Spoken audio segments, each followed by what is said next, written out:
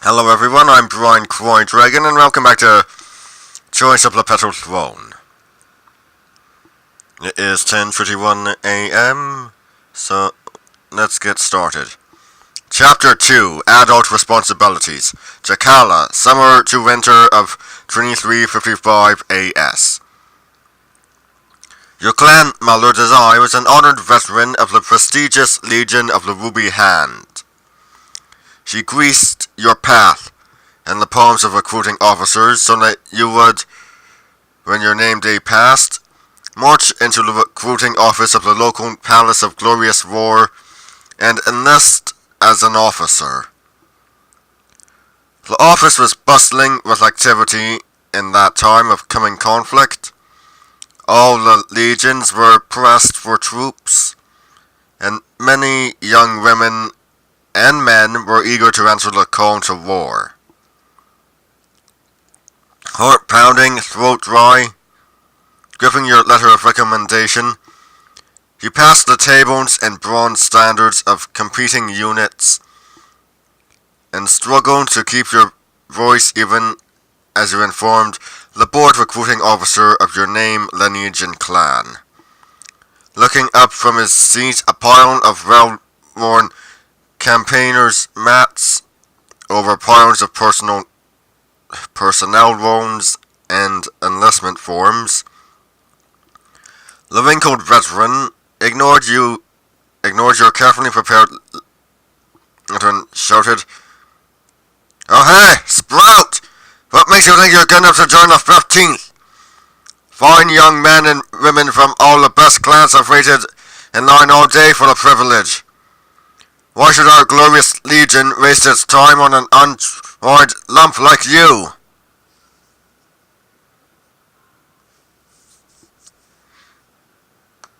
I cited Lyurian of Samra. A great officer can build strong earthworks from soft mud. "Oh hey, men! Mokar Desai said her brat was studious," the old soldier replied with good humor. He handed your enlistment papers to you stamped with your new rank of Herexa, Lieutenant. His sergeants nodded to you with respect as they took you away for processing. Nothing in the sheltered life of a young noble had prepared you for the exhaustion and humiliation of legionary training. Never before had social inferiors dared to shout at and insult you. Nothing you did was ever good enough. The hours were long and the food was terrible.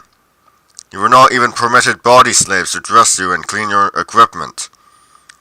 Your days were filled with endless marching as sergeants beat the complex formations and trumpet calls required of Soyani infantry into your young skull. Sometimes literally. Still, you cannot look back on those first days but with some nostalgia.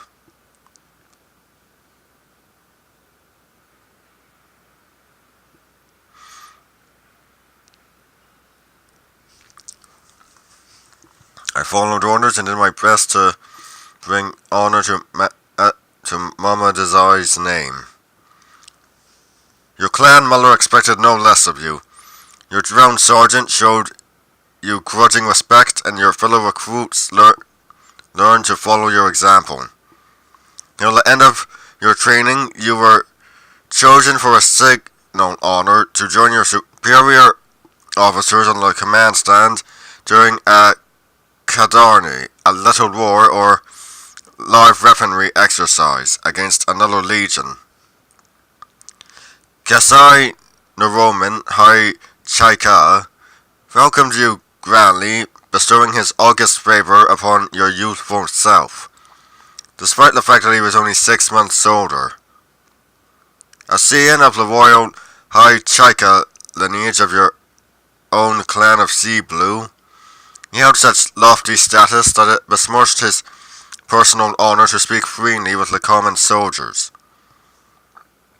He would rely upon younger adjutants like you from less lofty lineages to communicate his orders to the troops in all but the direst of emergencies. Despite your shared clan, the captain's refined lineage outranked your own, and it seemed he would not easily let you forget it. Kasai the Roman was reading that morning from a round lacquered scroll held up for his pleasure by his pre-adolescent valet, a painfully eager, low-clan cobbler's daughter named Rayana. For your benefit, he translated with great erudition into modern Soliani the 10,000-year-old wisdom of the great Samiran of Kiris, on the necessity of daily drill to turn civilians into soldiers. You cannot help but notice that little Rayana was mumbling along under her breath.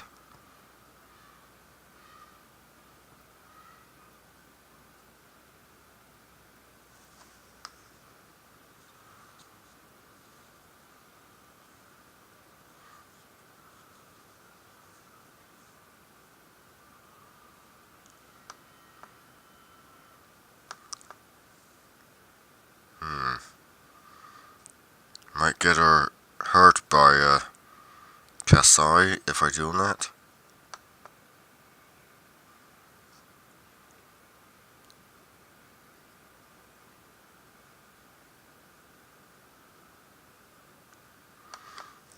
It became clear to you that little Rayana had memorized entire verses of the works of Master Samiran, and that Cassie New Roman had not only permitted but encouraged this. He clearly placed a nearly religious importance on the great books of ancient strategy, and was something of an evangelist for these scriptures as a result. The green troops fell into their formations with eagerness, if not skill. Kasai the Roman conveyed his orders to you through a combination of code words and hand signals, and you in turn passed them to signalers with trumpets and to runners who bore them down from the command platform, and to the arrayed ranks of your infantry. Although this was only an exercise against another of the Petal Throne's units, you and your fellow recruits were anxious to bring glory to the century's great name of the Legion of the Ruby Hand. During the exercise, Kasai the Roman unexpectedly turned to you and stated, General Jaripa. That's not the name. General Jarega appears to have chosen the claws of the Krura gambit, hoping to outflank us on both sides. Tell me, Herexa, how would the masters tell us to respond? Let's see here, doesn't... No, can't select that one. I suggest a crystal square to defend our troops from the attempted outflanking.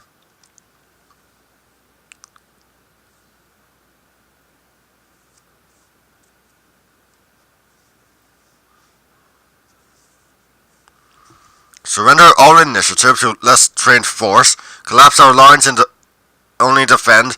Lord Salur would not recommend such a tactic in an open field battle with no hard point to defend. Kasai the Roman turned back to watch the battle unfold, secure in his superior knowledge of the writings of the great masters of war. Somewhat chastened, you stone-thrown with pride when your legion was judged the victor in the exercise. Your Kasai, however, was still miffed, and you were ordered to forego the victory celebration in favor of further study alone in the barracks. The Legion of the Ruby Hand enjoyed a well-deserved celebration in its camp, the faint echoes of which made it hard to concentrate on your solitary study. When word came the next day that your legion was to have pride of place in the local celebration of the might of heroes, a parade of soldiers honoring Lord Karakan, god of glorious war, you were relieved to be informed you would be allowed to march. You spent several days making certain your ceremonial armor and weapons were painted and polished. And when the day of the parade came, despite the heat, the dust, and the many miles of marching required, you were as happy as you could ever remember. Your entire clan gave a mighty shout of Otulengba as your unit marched past the clan house, and in that instant you felt as mighty as Lord Karakan himself. Rumour and gossip had not prepared you for the ultimate honour of that day. The imperial heir whom your clan supported, the famous wit and patron of the arts, Prince Rereshkala of Jakala, waited, borne up on a golden palanquin by hundreds of slaves, personally to cast eyes over your legion in the great square of Jakala, and cast blessings upon you as you marched by.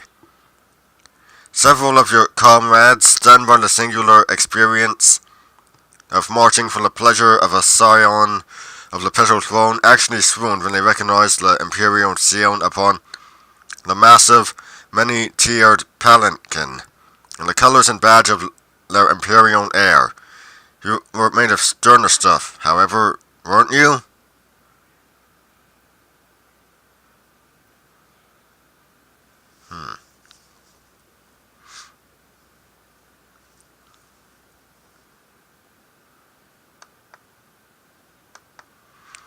Calling in every favour you could muster, you arrayed your allies and mentors within the clan until the council of elders cannot but choose to include you in the clan's deputation of honour to Prince Rereshkala.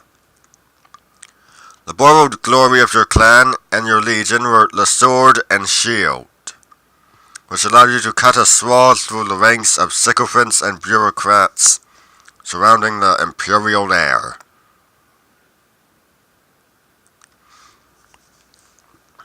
Prince Rereshkala was the eldest of the mighty Emperor Hyrcane's acknowledged heirs, and like his imperial father was a devotee of the Temple of Hanala, Lord of Light and Supreme Principle of Stability.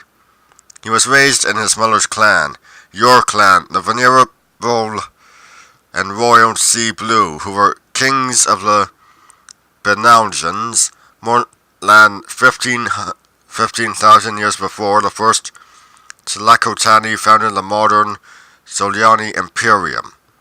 Despite this peerless lineage and the finest education, many discounted the prince in those early days of your youth.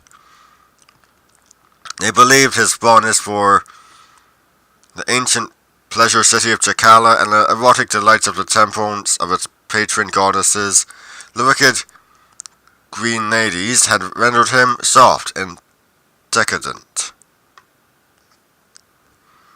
That warm and lazy night at a glittering villa, Prince Rereshkala was, as usual, surrounded by the best and brightest of the empire's aristocracy.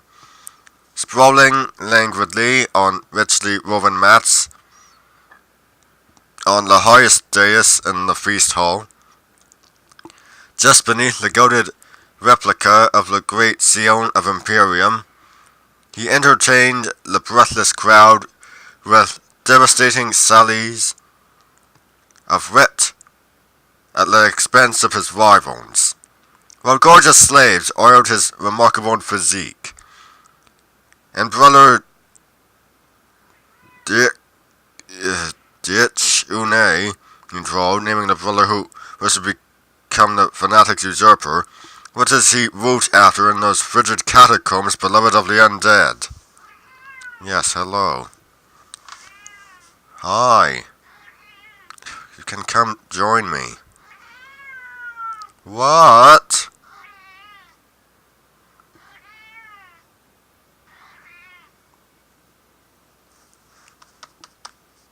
Alex, come on up. Or don't. One does try to understand his falling sermons on the glories of the Wormlord, but I must confess, after only a few lines, I fear it is I who requires bodily resurrection, so sluggishly beats my heart from boredom. The mocking laughter of the nobles greeted the prince's public and nearly sacrilegious jape at his imperial brother's expense. How did you while away the hours in the presence of the brightest young things of the imperial aristocracy that night?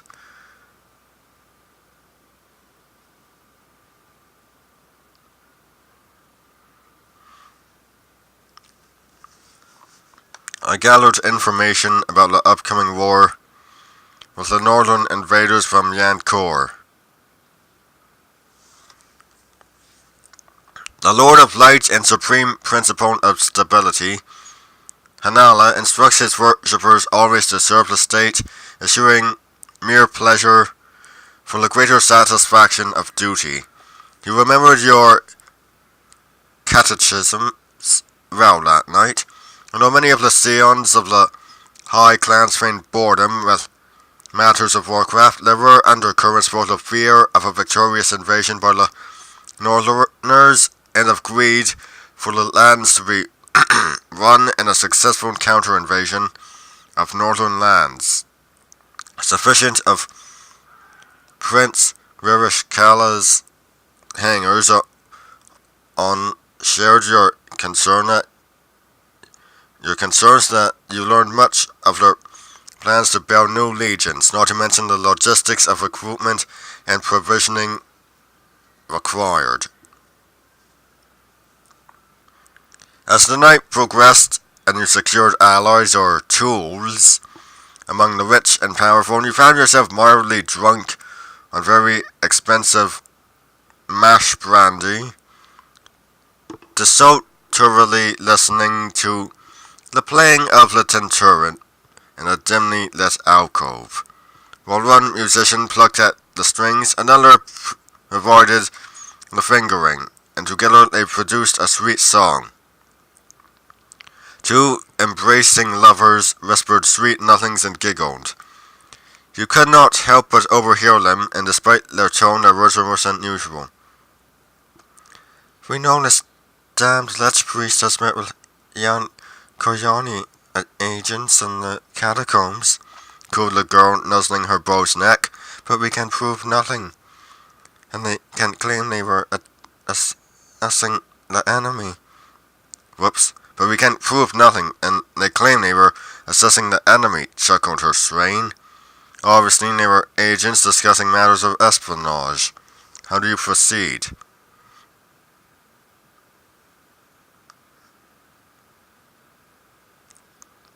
I continued to listen, quietly gathering useful information. The two continued their conversation, conveying by their whispers and body language the image of drunk and amorous youths. While exchanging intelligence over some great lord or magnate who was engaged in treasonous meetings with the northern invaders, they seek lost weapons of the ancients, but whether to augment the ebon cube of the Jan Koryani or to somehow block its power for some other purpose entirely we cannot yet discern, hissed the woman.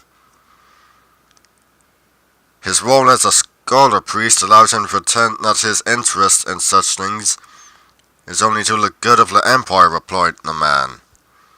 Maintain observation, Kalusu, he continued, and much to your surprise, continued with much as our young Herexa has done so surreptitiously. As he stood to leave the alcove, his accessing gaze fell upon you. Prince Ririshkala, ignoring your attempts at polite obeisance, he strode away, followed by several athletic young men and women who manifested from the shadows of the alcove, leaving you pondering that night, and for so many afterwards, what exactly he had intended by his actions. Months later, you and the other new recruits had truly completed your induction training, and your commanding officers let it be known that a special informal celebration would not be inappropriate. Rather than eating in the barracks as was usual, you and your fellow new officers decided to rent a suite at a winemaker's clan house and pooled your funds to provide alcohol, powders, prostitutes, and food for your troops.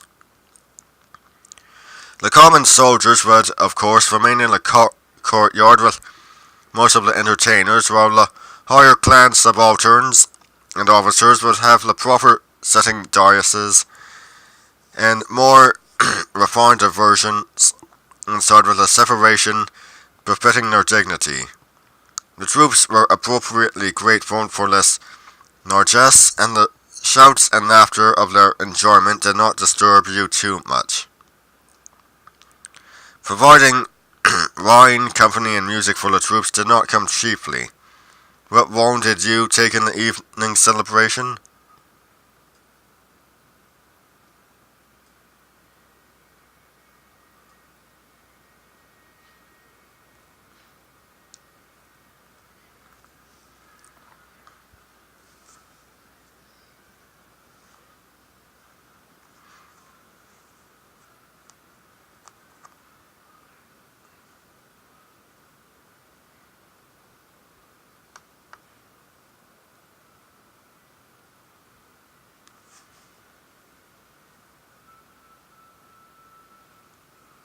I saved my Kaitars for outfitting and equipment in the coming war.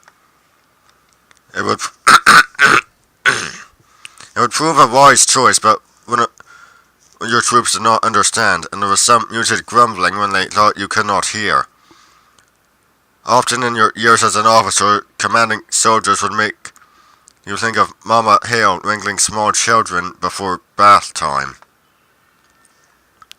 The local clan house of the Blue Curtal was well used to hosting large parties and to providing privacy to its guests. The celebration on the night in question strained even its resources. However, another unit, the Legion of the Blue Peak, had also booked rooms to celebrate. You learned of this when you collided with a young Kasai in the hounds, splashing fragrant liquor upon his uniform. "Steady on," he laughed, gripping your elbow. Sorry to almost have trampled you.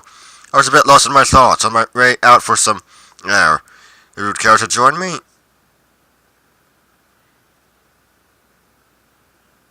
It is a bit close in here, why not?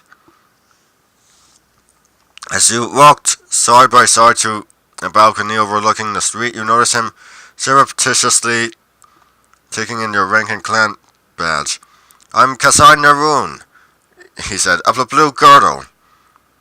"Hatchin, sea blue," you replied, looking out over tarred roofs and hanging lanterns. The winter air was cool on your perspiring skin, a relief from the humid hotness of inside. Beside you, Naroon recited a line of poetry beneath his breath, then certainly drank in the scenery. After the fevered partying inside, it was nice to clear your head and to stop and be in the moment. "I hear there are snows on the mountains of Yankor this time of year," said Naroon. "That will be a sight to see." He was interrupted when a soldier in the colours of the 15th came pounding down the hall, breathlessly nursing a swollen eye and jaw. She slammed her fist to her chest and straightened her arm in salute, and stammered, "Hurrek, sa, the troops, they're fighting the Legion of the Blue Peak soldiers in the courtyard, live weapons." When you listened for it, you could dimly hear shouts and the clacking of slan-hide weapons against one another. Hurrying into the courtyard with Naroon a step behind you, you were greeted by the sight of men and women in uniform, variously wrestling, kicking, shouting, and in one flagrantly criminal case, sword fighting. Shrieking slaves fled the mayhem, wine and blood mingled on the flagstones, and several soldiers already lay motionless over scattered food and shattered pottery. a soldier in the uniform of the Legion of the Blue Peak knocked one of your men into the dirt, shouting, "The men of the Legion of the Ruby Hand fight like pretty little slave girls." How did you respond to the insult to the 15th honor?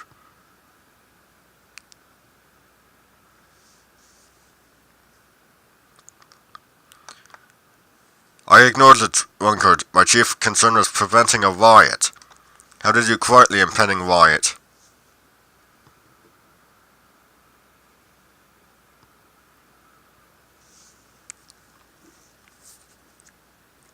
I formed our officers into a cadre and we ended the brawl together. Seeing your tactic, Naroon called to a few of his fellows who came to join you. The sudden presence of a well-organized group of soldiers from both legions, all acting as a unit to separate combatants. Shouting the orders to dress line and pummel those legionaries too drunk or battle-crazed to stand down had the desired effect. Your troops fell into their lines, variously shamefaced, frightened or relieved, and the Legion of the Blue Peak soldiers quickly followed suit, realizing the enormity of their actions and the severity of the punishment they could face. You had averted a full-blown riot at the House of the Blue Curtle. When matters had calmed, Kassir Naren sought you out. That was quick thinking. We're ordering our lot back to barracks, and I drew the short straw, and I have to play escort. Make sure they don't upend a food court, or Lord Hanalan knows what else on the way home. He shook his head bemusedly and saluted before turning to go. Once morning came, and with it a return to sobriety, the soldiers of both legions were overcome with shame and remorse. Their superior officers decided to err on the side of morale, and to make no further mention of the incident, since no one was seriously hurt. The House of the Blue Curtle received some substantial and quiet inducements from the generals of both legions to keep the rumours to a minimum. You received no official commendation for your actions, but talk in the general's tent clearly benefited the course of your career.